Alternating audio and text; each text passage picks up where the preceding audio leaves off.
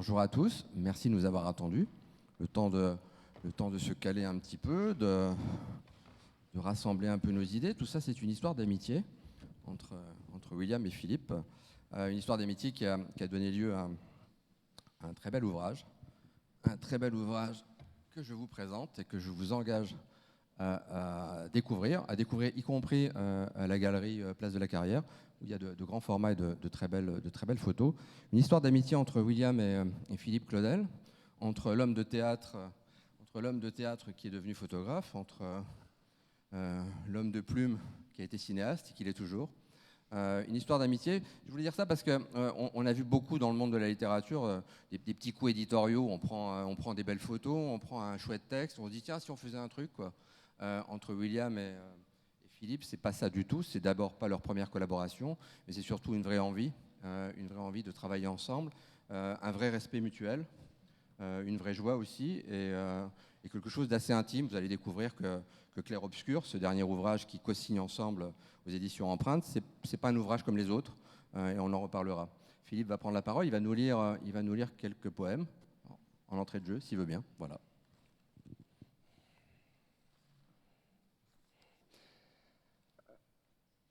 En allée, la belle eau claire, restent les roches rondes lavées, où se perdra notre plongeon, tes jambes tendues, toujours indiqueront notre sud. Je te le jure, mon amour. Et tes cheveux diront les nuits, les jours où je ne serai plus peut-être. Mais qu'importe après tout, qu'importe, car ma Claire, mon moi, toujours, mon eau claire, ma Claire, mon eau de vie, ma belle eau, ma vie, je serai là.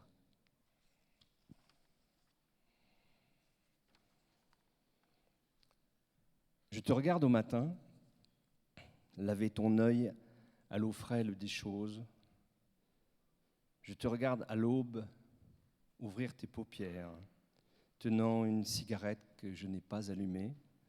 Et ton œil s'étonne sur le jour revenu et me sourit. Sait-on jamais ce que nous voyons pour la première fois? Recommencer. Tout va de soi qu'on ne pense pas au miracle des mains, des matins, aux paupières, rideaux de notre petit théâtre où vont se jouer les merveilles, les drames, les scènes encombrées de comédiens engourdis qui n'attendent que nous pour agiter leurs lèvres et leurs bras, dire nos répliques, jouer nos vies, nos erreurs, nos chutes, nos fous rires. Pantin, petit pantin sans ficelle, prêts à tout pour nous plaire, à pleurer, à montrer leurs épaules, leurs derrière, leurs pantalons troués, leurs culs, leurs pirouettes, cacahuètes. Ferme les yeux. N'ouvre plus tes paupières. Reste blotti. Là, oui, là, contre moi. Je fume ma cigarette et je viens te rejoindre. Merci Philippe, c'est très émouvant.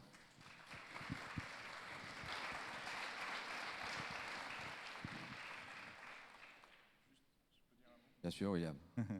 Oui, déjà, c'est très touchant. D'une part, et pour que vous compreniez bien le principe, pour les 2 livres que nous avons réalisés ensemble, Philippe et moi, je lui donne des images, il écrit bien à partir des images. Ce n'est pas des textes qu'on va coller a posteriori sur les images. C'est bien Philippe, dans ses voyages, qui va le soir, me dit-il, dans les hôtels, qui va prendre une image et qui va écrire sur une image. Donc il y a aussi ce côté voyage, moi, qui me fascine et qui donne un peu plus de valeur aux 2 livres que nous avons réalisés ensemble. Voilà. Alors William, ce livre est dans un très, très beau texte, assez court, qui figure un peu en prologue, en exergue à cet ouvrage. Vous dites ce livre est un hymne à l'amour. Mon chant se raconte en images, en hommage à celle que j'aime, que j'ai aimée et que j'aimerai toujours. Il célèbre les moments figés et atemporels, où au beau milieu d'une nuit de septembre, clair, aussi nu que dans un rêve, le corps alangui, épousant les contours de la roche glacée d'une plage de la côte atlantique, laisser ma lampe de poche venir tendrement éclairer ces courbes infinies. On découvrira pourquoi tout à l'heure ce texte est important, parce qu'il dit aussi beaucoup de votre travail, techniquement, comment vous travaillez, William. Ce livre est un hymne à l'amour, et il est arrivé comme une urgence, dans un moment dans votre vie où vous disiez peut-être que je ne serai plus là dans quelques jours, dans quelques mois, dans quelques années. Et ça s'est imposé à vous comme un témoignage, comme un hommage, comme une envie de laisser une trace. Est-ce que je peux dire ça ou pas? Oui, oui, tout à fait. C'était, voilà, j'ai eu une maladie qui avait, on va dire, une issue incertaine pour le moins. Et c'est là où j'ai appelé Philippe un petit peu dans l'urgence. C'est que, bon, je savais, je n'ai eu aucun doute quant à la teneur des poèmes ou des textes qu'il pouvait écrire sur ces images, du fait qu'on avait déjà réalisé un livre ensemble. Et il a répondu oui tout de suite, ce qui était extrêmement touchant, parce qu'il y avait vraiment un caractère d'urgence dans ce livre, pour ce livre, qui est vraiment un hommage. Je le considère vraiment comme un livre hommage à Claire. Et merci encore. Alors, un livre hommage sur un sujet aussi intime qui est celui d'une relation amoureuse. Comment on le construit? Comment vous avez travaillé? Parce qu'il faut donner du mal, de la peine. Vous disiez, William, que vous aviez envoyé des photos à Philippe, qui connaît bien votre travail. En fait, c'est une histoire d'amitié qui dure depuis un bon moment. Vous vous connaissez, vous vous appréciez. Philippe, vous avez des photos de William chez vous, je veux dire, qui sont dans votre intérieur, qui comptent dans votre vie. Le travail de William est quelque chose qui compte pour vous. Mais nonobstant, comment on travaille ensemble sur un livre, sur une matière aussi précieuse et intime qu'une relation amoureuse, et que des photos qui sont très délicates?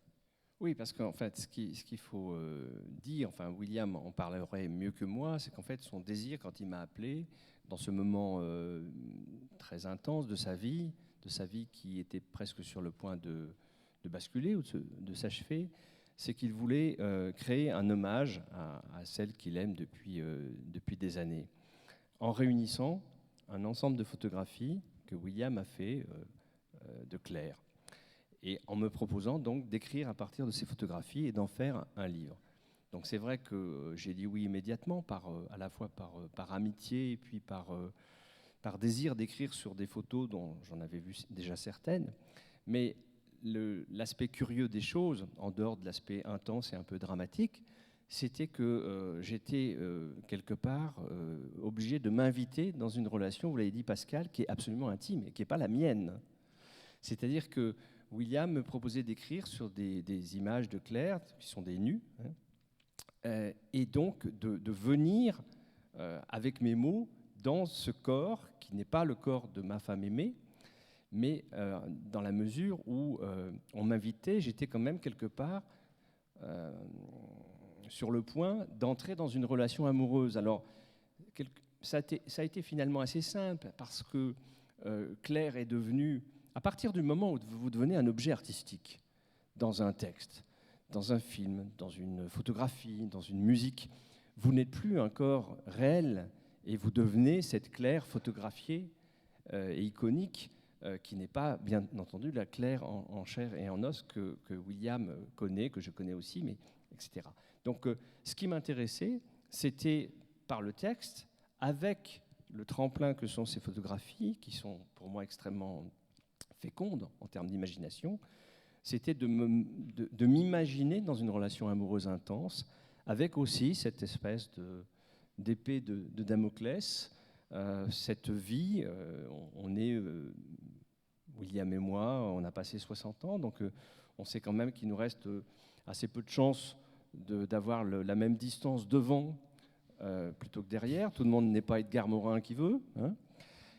Et voilà, donc on sait que le temps a passé, on sait qu'il y a une urgence, on sait qu'il y a une intensité, on sait qu'il y a une histoire d'amour qui est longue derrière. Comment essayer de l'écrire dans des textes courts que j'ai tout de suite vus comme des poèmes plutôt que comme des petits paragraphes en prose. Un mot, s'il vous plaît. Je tiens à souligner qu'il n'y a aucun pathos dans ce livre, au contraire. Et pour que les choses soient claires également, c'est des images qui s'étalent sur plus de 30 ans. Donc ce n'est pas un livre que j'ai réalisé dans l'urgence. Je veux dire, les photos n'ont pas été réalisées dans l'urgence, si le livre l'a été, en revanche. Donc voilà, que ça soit bien clair, c'est des images qui ont été réalisées, c'est une longue relation photographique et amoureuse. Voilà. Alors, une question qui est un peu commune, vous êtes l'un et l'autre des hommes d'image aussi. Vous, Philippe, en tant que cinéaste, vous, William, en tant que photographe. Est-ce qu'à l'œil du cinéaste, qui bosse avec des chefs opérateurs, avec quelqu'un devant la caméra ou pas, hein, ça dépend, qui bosse avec un chef opérateur, quelqu'un qui s'occupe du cadrage, de la focale, de l'optique, de la lumière, quoi, hein, parce que c'est quand même une histoire de lumière, on va en reparler, parce que votre technique est très particulière, William. Est-ce que l'un et l'autre, vous partagez ce souci, ce soin donné à la lumière qui entre sur le sujet, qui caresse un corps, qui l'éclaire, qui joue avec les ombres, avec les contrastes, y compris avec les décors, hein, parce qu'il y a des décors, on est beaucoup au bord de la mer, on est beaucoup sur des galets, on est dans la nature en permanence, on est rarement en studio, même peut-être jamais. Si, un peu. Un peu de studio, bon, et on le devine presque pas. Voilà, est-ce que votre œil d'homme d'image a contribué à votre complicité, à votre amitié? Je vais peut-être déjà laisser William parler un petit peu justement de l'élaboration de ces photographies, du contexte et de la façon dont, presque techniquement aussi, il les a réalisées. Oui, alors j'ai toujours voulu être, et essayer d'être en tout cas, un expérimentateur. Ça me désole l'idée de l'artiste qui se copie lui-même. Donc voilà. Et à l'époque, j'avais tenté des choses que je n'ai pas inventées, mais essayer de les personnifier en tout cas. C'était donc des éclairages à lampe de poche, des très longs temps de pause, de l'ordre qui allait de 3 à 10 minutes. Hein, ce qui était très éprouvant pour mon modèle. William, un temps de pause, je ne suis pas sûr que tout le monde soit... Ah. Oui, on n'a pas forcément tous des abonnés à Chasseurs d'images ici. Un temps de pause, c'est le temps qu'on laisse rentrer à la lumière, sur la gélatine, pour impressionner et faire son travail. Voilà, tout à fait. C'est-à-dire qu'en fait, pour faire simple, l'appareil est posé sur pied, nous sommes dans le noir complet, et en fait, je viens peindre avec un faisceau de lumière. Je viens peindre le modèle avec un faisceau de lumière. Le modèle est l'arrière-plan également. Et donc, voilà, il y a un côté un petit peu magique, hein, une espèce de danse de lumière, comme ça, j'effectue autour de mon modèle. Et surtout, quand nous avons fait une résidence à La Rochelle et qu'on était sur les bords de mer et que j'imaginais les bateaux, j'imaginais pas, je voyais les bateaux se rapprocher, voyant une femme nue et un homme tournant autour d'elle avec ce faisceau de lampes, j'ai craint parfois des naufrages, voilà, qui ne sont pas arrivés. Une technique particulière, alors je reviens un peu à ma question. Oui. Voilà, quoi. Est-ce que dans votre amitié commune, votre complicité, hein, et aussi, moi j'ai toujours entendu Philippe me dire, William Robb, c'est le photographe qui m'impressionne le plus sur cette terre. Est-ce que ça naît aussi de votre rapport à la lumière, au cadrage, à la photo, à la prise de vue? Alors, j'en suis pas sûr, parce que c'est vrai que pour être moi-même, comme vous l'avez dit, Pascal, un passionné d'images et puis un créateur d'images, enfin avec le cinéma, mais quand il s'agit de travailler sur les photos de William, que ce soit dans le livre précédent sur ses photos éthiopiennes ou dans celui-ci sur les photos de Claire, moi, je me sens plus dans la peau d'un invité, c'est-à-dire que quelqu'un qui est invité à pénétrer dans une pièce et à regarder ce qui se joue dans cette pièce, ce qui a lieu, ce qui est mis en scène. C'est-à-dire que ce qui m'intéresse, c'est d'être ce regard extérieur qui va appréhender l'image et qui va laisser sa propre imagination agir avec l'image proposée. Et évidemment, dans ce cadre-là, il y a la lumière qui est utilisée. Il faut préciser que toutes les images sont en noir et blanc dans ce livre et dans le travail que William m'avait proposé. Donc, déjà, s'imprégner de ce noir et blanc, moi j'aime beaucoup le noir et blanc parce qu'il y a des noirs, comme on le sait, il y a des blancs, et il y a toutes des zones intermédiaires et interstitielles. Donc, naviguer déjà dans cette matière chromatique. Ensuite, vous avez parlé du cadre, c'est effectivement très très important, le cadre. La mise en scène également que William propose à son modèle ou impose à son modèle, ça il pourra en parler mieux que moi. Il a déjà parlé de temps de pause long, donc on voit que c'est un maître en torture aussi quand même, hein, parce que restez, vous découvrirez les images si vous ne les connaissez pas déjà, mais dans certaines positions qui sont extrêmement complexes, de torsion et inconfortable, il faut saluer quand même aussi le courage et la ténacité du modèle de Claire. Donc tout cela est une découverte, c'est-à-dire que quand on est tous pareils, quand on regarde une photographie, il y a énormément de choses à appréhender dans une photographie. Après, moi, ce qui m'intéresse pour écrire les textes, c'est d'oublier, après tout ça, de m'oublier moi-même et de laisser les mots venir justement dans toutes ces pistes qui ont été tracées. Et si on en profitait pour lire, Mm. je crois que c'est le moment.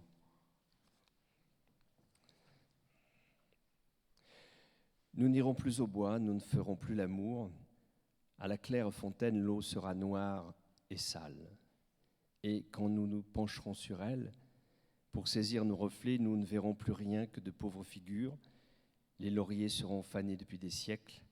Les princes et les princesses suicidés ou crevés d'overdose. Les fées, depuis longtemps, pointeront à Pôle emploi.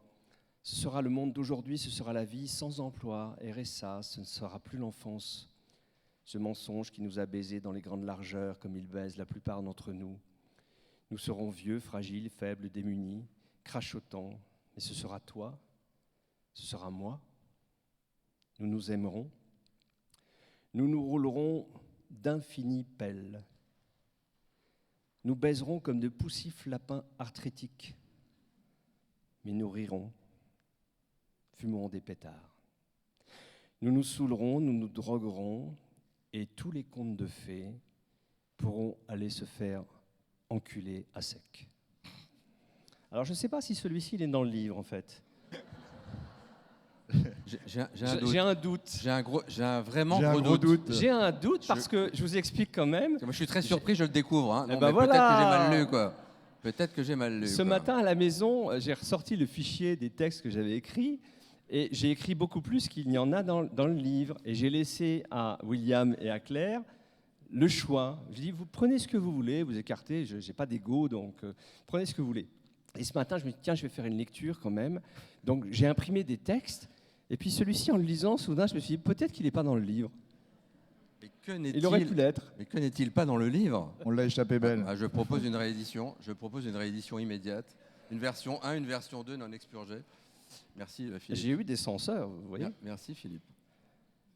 Tu seras le compas de ma mathématique. Tu seras ma géométrie.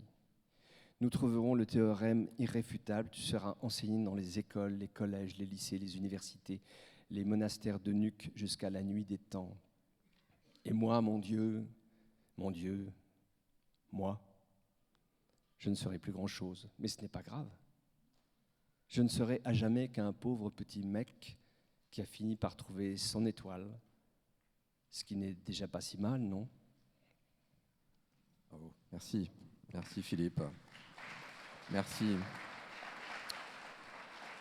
William, un mot sur ce très beau texte, Alors, y compris celui qu'on lira jamais, et qui n'aura eu qu'une vie à l'oral. Voilà. Encore une vie, oui.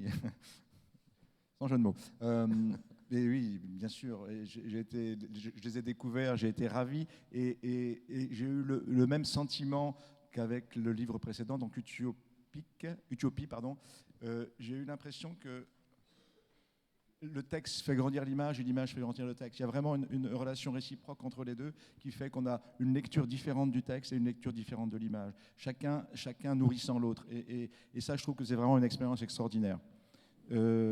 Malheureusement, là on parle photographie, on parle image, on parle texte, et on est un peu frustré de ne pas avoir pu projeter des images ici. Ça aurait été quand même formidable d'avoir Philippe disant ces textes et puis l'image qui lui correspond.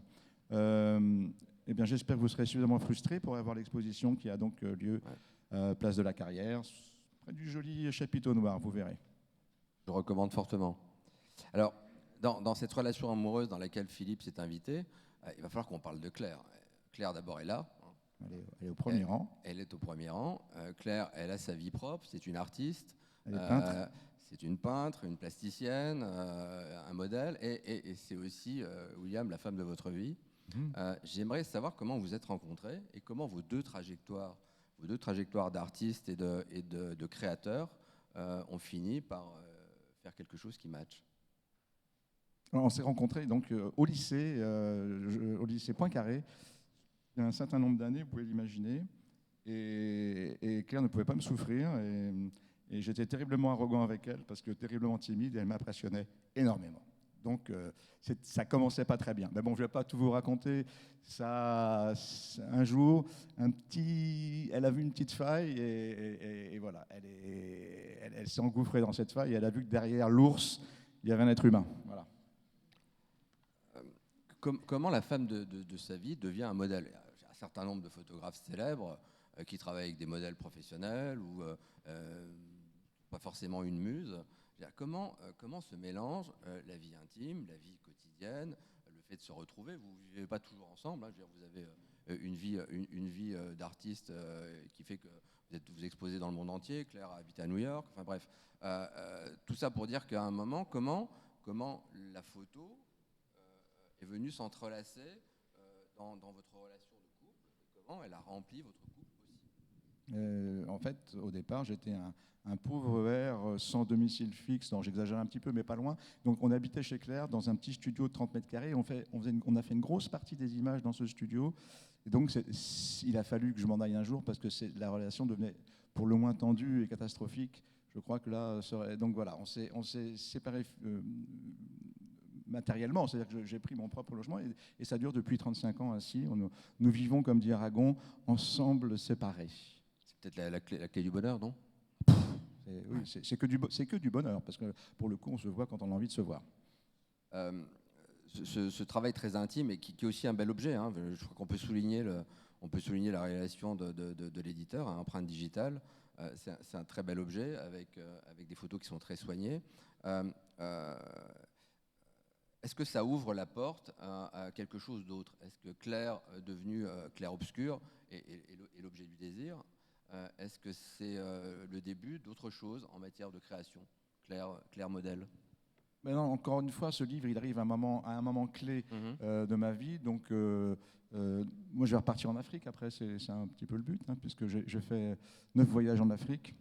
Et donc, maintenant que je me sens nettement mieux, je crois que je vais continuer mes pérégrinations africaines. Tu fais pas Claire en Afrique, Claire à la campagne, Claire dans le jardin, Claire à la cuisine, Claire... Non? Un peu sur les Martines, quoi. Oui, au mode Martine. Ouais, voilà. Bah, écoute, je vais peut-être l'emmener en Afrique avec moi, c'est pas idiot. Oui. Avec un joli pagne. Claire en Afrique. On attend, hein. C'est une promesse.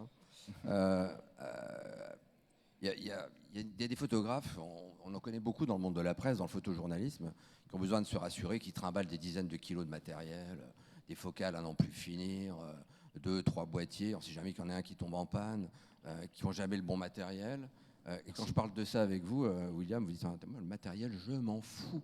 Je m'en contrefiche. J'ai un appareil photo, une lampe de poche, quelques pellicules, un peu de Polaroid quand j'ai la chance de pouvoir travailler sur des très grands formats. Ouais. On reparlera, je veux dire, des gens qui ont compté pour vous dans le monde de la photo.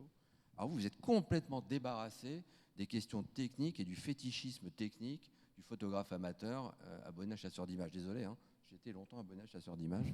Je n'ai rien contre les gens dans cette salle qui lisent ce magazine. Mais voilà, vous êtes complètement débarrassé de ce genre de fétichisme. Less is more, c'est ça? Non, mais light is more, c'est ouais, ça? pour l'anecdote, je voyageais en Afrique avec un monsieur qui, pour vous donner une idée, nettoyait ses mouchoirs 50 fois à la machine avant de pouvoir essuyer ses optiques avec.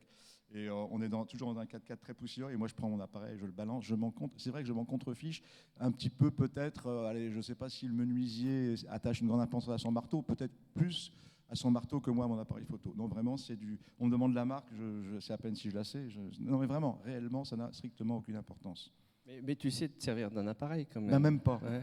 Non, mais même tu peux pas. raconter l'anecdote quand même sur le tournage du Bruit des Trousseaux? Non, s'il te plaît, ça par contre, tu peux. Si. Non, si tu t'as tendu la perche, il faut que j'y aille maintenant. Salaud. Il y a quelques années, je faisais l'adaptation assez libre d'un petit texte que j'avais fait qui s'appelle Le Bruit des Trousseaux sur l'univers de la prison où j'ai travaillé pendant longtemps. Et je tenais beaucoup à travailler et à tourner à Nancy, comme pour tous mes films. Et donc, à un moment, on tournait, on avait recréé des cellules de prison dans une partie de l'hôpital psychiatrique de Laxou. Puis j'avais demandé à mon ami William de venir faire un petit rôle.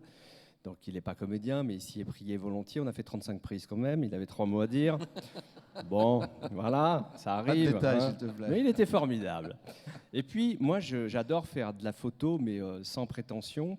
Mais j'en fais beaucoup avec tous les appareils qui me tombent sous la main. C'est-à-dire maintenant, ces fabuleux téléphones, mais j'ai aussi un petit numérique. Et puis, j'avoue, j'ai une grande passion pour l'argentique. On va en reparler parce que ces photos, William, tu en reparleras mieux que moi, mais elles ont été faites en argentique, celles-ci, à celles fait. de clair-obscur, ou c'était Toutes. déjà du numérique. Tout, Oui, voilà. 99%. Voilà, ouais. donc on en reparlera. Et donc je me promène souvent avec un Leica, et avec de la pellicule. Et le Leica, c'est un boîtier mythique. Et donc ce jour-là, je l'avais sur le tournage et je l'ai donné à William, grand photographe. Je dis prends quelques photos du tournage. Et puis les rouleaux, je les accumule et je ne les fais pas développer tous les jours parce que c'est assez compliqué maintenant de trouver des endroits pour les faire développer. Donc je les amène à Paris dans un magasin qui développe encore de l'argentique, une dizaine de rouleaux. Puis après je les regarde, je fais faire des petits tirages de travail comme ça qui sont très très jolis. Et puis des mois ou peut-être un an après le tournage, j'emmène une dizaine de rouleaux, je les récupère 15 jours après, puis je regarde mes photos. Il y avait un peu des photos de mes proches, il y avait des photos de paysages, il y avait de tout. Puis à un moment, je vois des photos, mais complètement floues, mal cadrées, ratées. Je me dis, c'est quoi ça?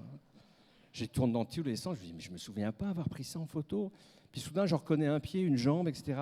Et c'était sur le tournage du Bruit des Trousseaux, et c'était 3 photos faites par William Ropp. Voilà. Donc je me suis dit, grand photographe, je vais faire des agrandissements, je vais te les amener un jour, quoi. Voilà.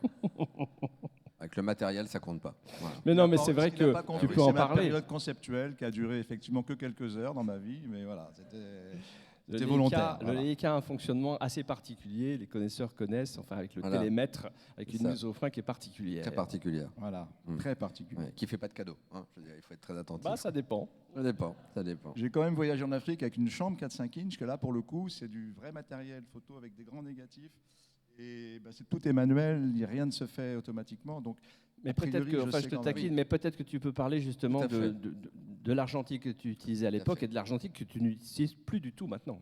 Non, plus du tout. Alors, c'est important, l'argentique, je pense à tous ceux qui ne connaissent pas le monde de la photo ou qui l'abordent. L'argentique, c'est un peu le monde d'avant. Hein. L'argentique, c'est à la fois la lumière, la gélatine et la chimie. C'est une odeur, c'est du travail en labo. Hein. On est dans le noir, on est dans la lumière et on est dans le noir. Tout le monde a oublié, mais avant l'iPhone, il y avait des pellicules qu'il fallait développer. Il y avait du travail en laboratoire. Vous savez maîtriser toutes ces techniques, William. Alors, l'argentique, dans votre parcours photo, c'est très important. Et j'en reviens à quelque chose dont on a parlé tous les deux. C'est vous demandez toujours à vos sujets de fermer les yeux quand vous leur parlez. Vous aimez les mettre en condition. L'argentique, c'est souvent des appareils qui sont assez silencieux, qui permettent de faire des choses calmement. Il y a à la fois la chimie, la lumière, la gélatine, et aussi une technique de travail très particulière. Et je pense que c'est pas anodin pour comprendre le travail de clair-obscur. Alors, il y a une notion fondamentale, en fait, c'est cette histoire d'obscurité.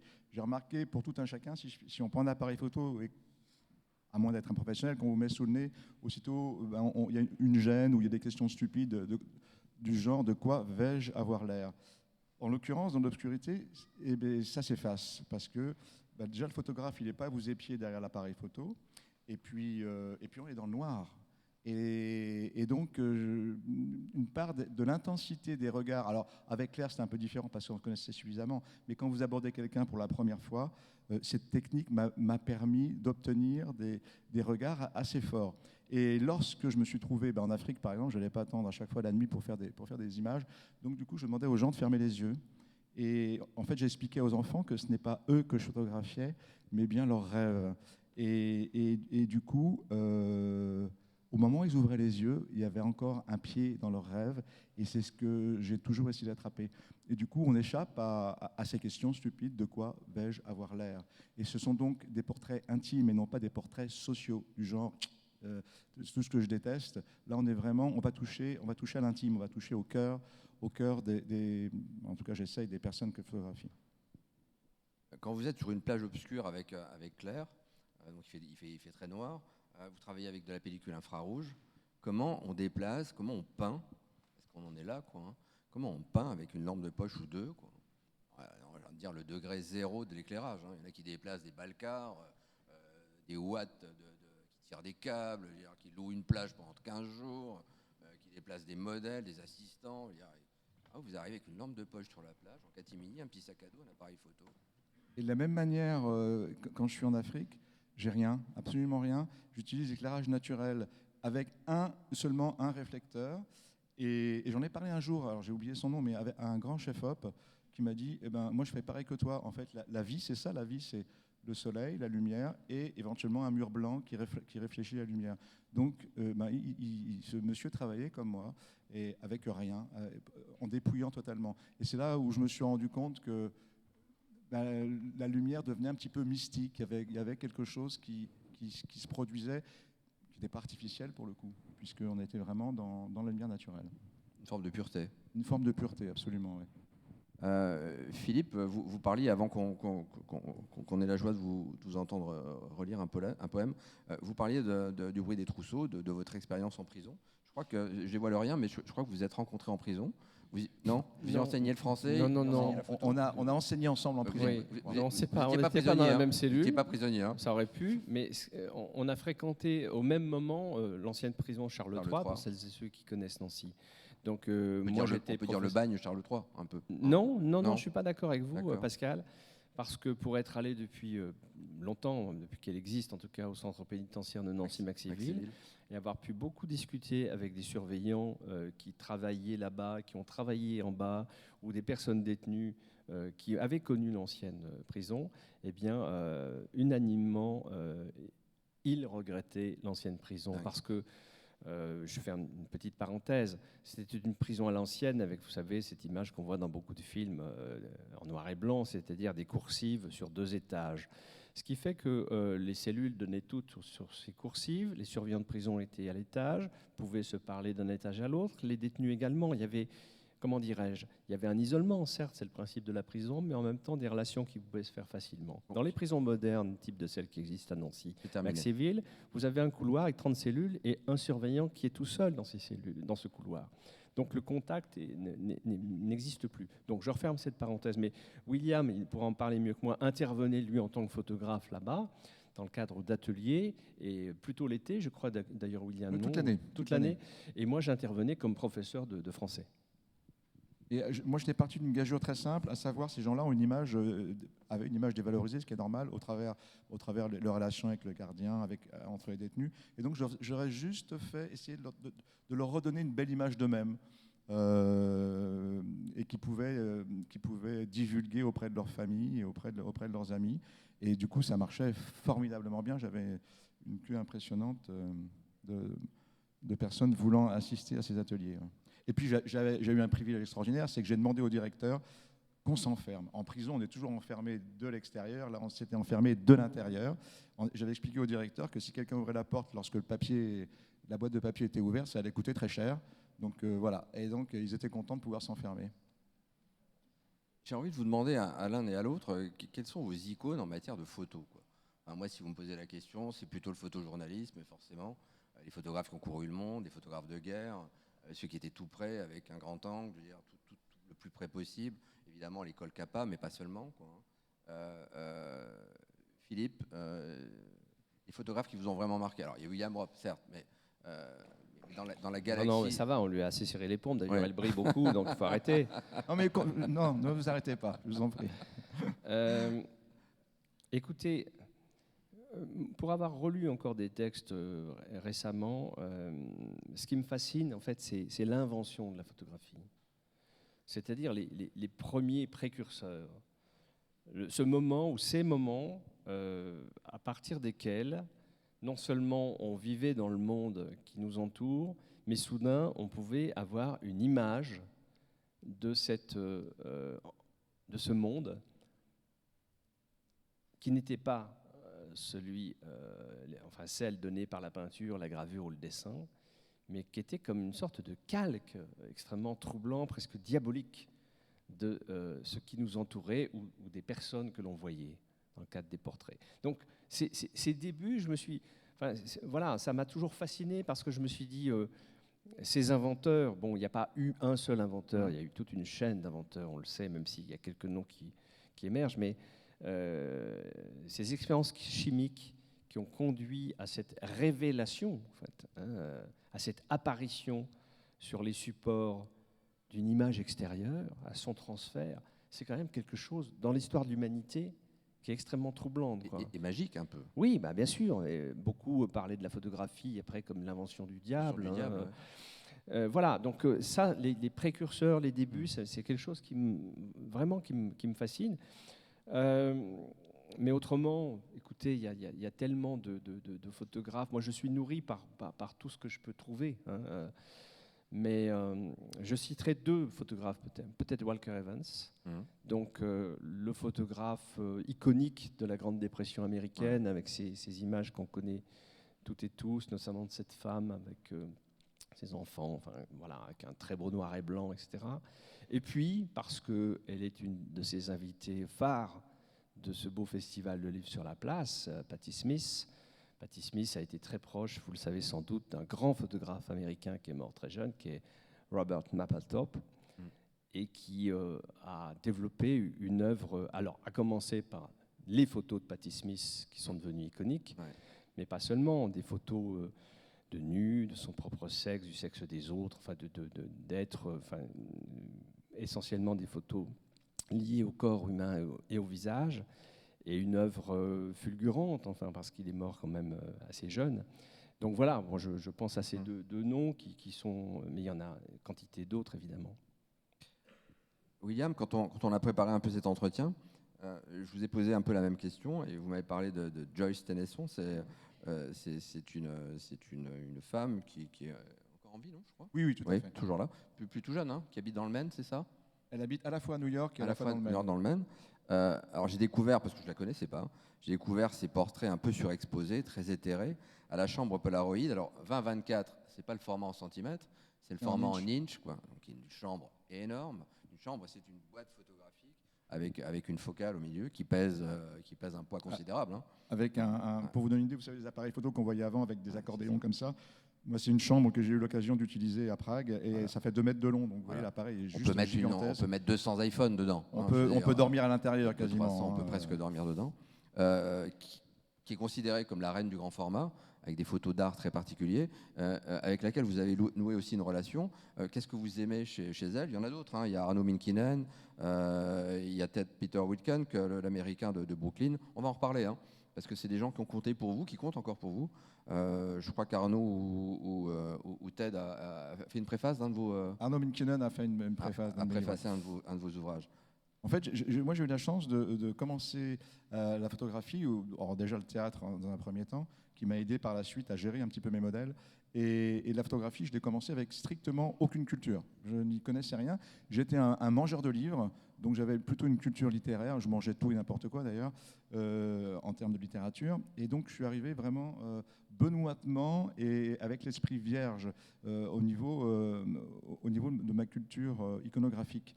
Et très rapidement, j'ai commencé avec un miroir déformant et on m'a dit hop, il y a Kertész qui a fait ça dans les années 20. Puis hop, on verra bien quand j'aurai terminé ma série. Et donc effectivement, j'ai vu ce qu'avait fait Kertész, qui n'avait pas grand-chose à voir avec moi. Donc je crois que c'était plutôt un avantage. Et par la suite, bien sûr, je me suis cultivé. Et j'ai eu la chance, ces photographes que j'aimais, mais j'ai fini par les rencontrer bizarrement, par hasard, bien que je n'y crois pas trop, Joy Peter Witkin, qui est un très grand photographe américain. Joyce Tennyson, Minkinen, Robert Doisneau, parce qu'il était parrain de la galerie à Vendeuvre et Nancy, donc je l'ai rencontré également, ou Willy Ronis, avec qui Claire a dansé le rock'n'roll certaines soirées. Enfin voilà, tous ces photographes-là, je les ai rencontrés, et ça a un petit peu enchanté ma vie quand même, je dois dire. Alors, avant de passer la parole à Philippe, cet ouvrage est très intime, puisqu'il y a des photos de nu, Philippe l'a dit. Alors, le nu en photo, la frontière avec la vulgarité, avec le charme, elle est très ténue, quoi, hein. Évidemment, vous êtes passé complètement à côté de ça. C'est un livre d'art, mais c'est toujours un peu très, très, très particulier. Quel amour, quelle sensibilité et quel degré d'art il faut pour ne jamais verser dans la vulgarité et dans le voyeurisme? Je pense que la vulgarité, elle est surtout dans l'esprit de celui qui regarde. Donc, il n'y a pas. Je pense que des gens vulgaires peuvent trouver ces images vulgaires et des gens cultivés, j'espère en tout cas, ne les trouveront jamais vulgaires parce qu'effectivement, pour moi, il n'y a pas une once de vulgarité dans ces images-là. Donc, encore une fois, elle est dans l'esprit du regardeur. Moi, sur le nu, il y a quelque chose qui m'intéresse beaucoup parce que autant je plonge volontiers dans le travail de William et je crée des textes à partir de cela, et autant je peux contempler d'autres nus, je parlais de ceux de Mapplethorpe et d'autres, hein. Mais par exemple, dans mon travail sur l'image, en tant que cinéaste, je n'ai jamais filmé un corps nu. Et je me suis même toujours arrangé dans mes scénarios où il y aurait pu avoir une scène d'amour, etc., pour qu'il n'y en ait pas. Parce que je serais, je pense, très très mal à l'aise avec ça sur un plateau. Pourquoi ? Je ne parle même pas du malaise des comédiens et des comédiennes, mais moi-même, je vois trop de films, ou j'ai vu trop de films, parce que MeToo est passé par là, et avec ses bons effets, il y a eu, je trouve, une sorte de rétention d'images absolument inutiles, mais j'ai trop vu de films où le cinéaste avait filmé des scènes de nu qui n'avaient aucun intérêt dans le scénario, sinon de lui faire plaisir à lui de filmer son actrice à poil. Et donc il y avait ce côté gratuit comme ça. Comment filmer les corps au cinéma, c'est pas du tout évident, quoi, hein. Et alors maintenant, ce qui est très très bien d'ailleurs, c'est qu'il y a une profession qui se développe sur les plateaux où on a quelqu'un qui est là justement pour préparer les scènes intimes, à la fois les préparer... Et fixer des limites aussi, voilà, peut-être. alors, mais à la fois les préparer psychologiquement avec l'équipe, avec les comédiennes, les comédiens, avec le metteur en scène ou la metteuse en scène, et puis aussi proposer tout un ensemble d'accessoires, hein, qui peuvent aller de sous-vêtements jusqu'à des petits matelas qu'on met sur les parties intimes quand on simule des rapports, etc. Donc ça commence à venir, hein. C'est assez un peu tôt encore, mais ça commence à se généraliser, ce qui permet quand même de rendre ça beaucoup plus fluide, de rendre cela dénué justement de toute intention malveillante de la part du metteur en scène ou de la metteuse en scène. Mais c'est vrai que pour l'instant, dans ce que j'ai filmé, moi, alors, est-ce que c'était une forme d'autocensure, c'est-à-dire que je n'écrivais pas de scénario où il y avait des scènes de nu, mais je me souviens par exemple d'une scène dans mon premier film où Christine Scott Thomas venait de faire l'amour avec un acteur qui s'appelle, un personnage qui était interprété par Pascal Demolon. On avait tourné ça à l'hôtel de Guise, là en vieille ville. Et en fait, je me suis dit, mais comment je vais tourner cette scène ? Et en fait, je l'ai tournée après. C'est-à-dire qu'elle est dans le lit, elle a les draps qui sont relevés jusque-là. Et puis, cet amant d'un moment lui demande alors comment c'était. Et puis, je ne sais plus, elle lui répond, bah, pas terrible. Et là, il est cassé. Et le pauvre Demolon, on m'a dit, pendant 2 ans, il a eu du mal à draguer parce qu'il y avait cette scène qui le suivait. C'est vrai. Ça l'a suivi pendant des années. Pascal, il m'a dit ça. Il m'a dit, écoute, je te déteste parce que pendant 2 ans, je me suis pris des râteaux parce que, voilà, bref. Mais bon, voilà, je me suis... à aucun moment, j'ai filmé Christine nue, ou j'ai même pensé à le faire, parce qu'en fait, ça n'avait pas de nécessité profonde. Il y a des films où on a cette nécessité-là. Dont ça peut être le sujet. Voilà, où ça devient essentiel, important. Mais j'allais dire, ils sont rares, quoi. Ils sont rares. Comme finalement, dans une vie, ces scènes-là sont rares aussi. Enfin, c'est pas tous les 3 ans, mais c'est des moments quand même précieux. Et dans un film d'1h30, je trouve que c'est les dévaluer aussi que de les filmer trop souvent ou trop crûment. Tout ça pose la question, bien sûr, du regard. Mais je n'ai pas du tout cette même appréhension ou cette même prévention quand il s'agit d'écrire sur des photos qui sont déjà faites, évidemment. Vous aviez une totale confiance, William, en Philippe. Vous lui livrez avant que ce soit... Modéré, mais oui.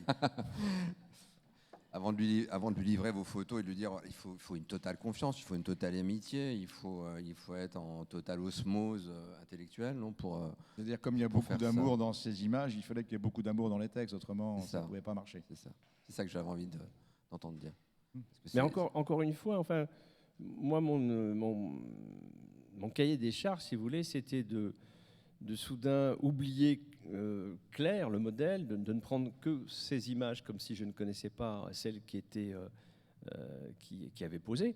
Et puis, encore une fois, d'écrire et en disant à William et à Claire, choisissez ce que vous voulez, quoi, hein. Et moi, je me souviens d'un long texte que j'aimais beaucoup, que j'aurais peut-être pu lire aujourd'hui d'ailleurs, là, mais qui était assez long. Qui est dans le livre ou non, pas ? Qui n'est pas dans le livre. Ah, ouais. Parce que William m'a dit, non, c'est trop proche de nous. ou D'accord. quelque chose comme ça. Oui, Tu m'as oui, dit non, là, ça nous touchait à des ressemble choses trop. personnelles. Voilà. D'accord. Ouais, je comprends. Trop personnel, alors que je On connais est pas vraiment- leur vie. On est vraiment sur une Mais ligne de c'était crête, hein. plutôt des Ouais. souvenirs de ma vie. Ouais. Mais finalement, comme on est de la même génération, qu'on a un peu traîné dans les mêmes coins, et Claire et moi, on a un truc en commun quand même, c'est qu'on était au premier concert des Cure à Vendeuvre, hein, mais qu'on était ivres-morts tous les deux, on se connaissait pas, donc on n'a jamais entendu les Cure, quoi. Mais vous y étiez. Mais ça rapproche, on y Ouais. était, ouais. Ouais, le premier concert des Cure. MJC de Vendeuvre. À MJC de Vendeuvre.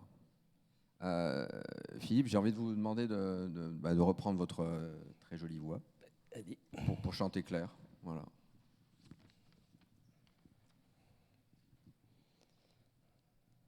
Aqueuse reine des profondeurs salées, tes odyssées, ma joie, se déroulent à l'aurore quand les marins repus de bière et de cyprine rejoignent en titubant leur pauvre galetas.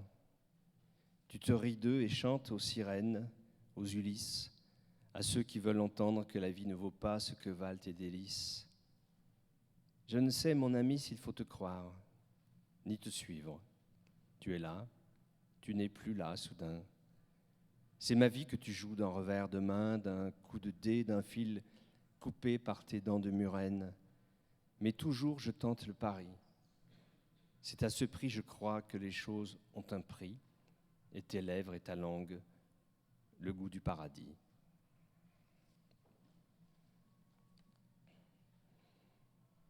Alors c'en est fini déjà, du bal, des princesses, des contes et des amants, de la vie et du temps, des sourires, des caresses.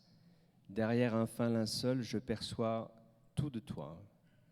Mais je ne peux plus toucher ce cœur chaud, qui faisait si bien battre et battre le mien. Tu es grave et songeuse, tu es triste et rêveuse. Tous les commencements sont devenus des fins. On aura beau retourner le sable et les banquises, le nord sera le nord, le sud sera le sud. Les boussoles ne servent plus à rien.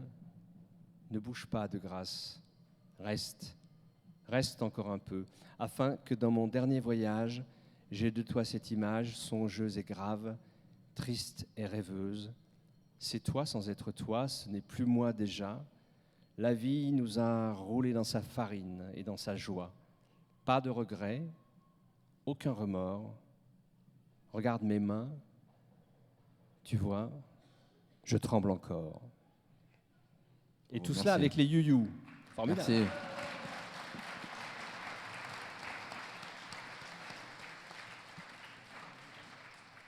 Avant de rendre le micro, je voudrais.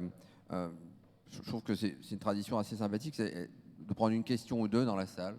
On a à la fois les amateurs de William Ropp et de Philippe Claudel. Voilà, si vous voulez vous exprimer, prendre un micro, si vous avez une question pour ces deux auteurs qui nous font la joie à la fois de lire, de montrer et de tourner, n'hésitez pas. Une précision, si personne ne lève la main, nous allons faire une signature avec Philippe tout à l'heure, je crois à 15h30, Ouais. sous le chapiteau, chez Monsieur Didier, la librairie Didier. Marc Didier, la librairie. Et les livres sont également disponibles place de la Carrière, à la Fondation Solange Bertrand, n'est-ce pas? Alors, Fondation Solange Bertrand, où j'insiste, allez voir les photos grand format qui sont dans le livre. Une exposition vraiment tout près d'ici. C'est une façon un peu démultipliée de découvrir ce travail assez fantastique et assez émouvant.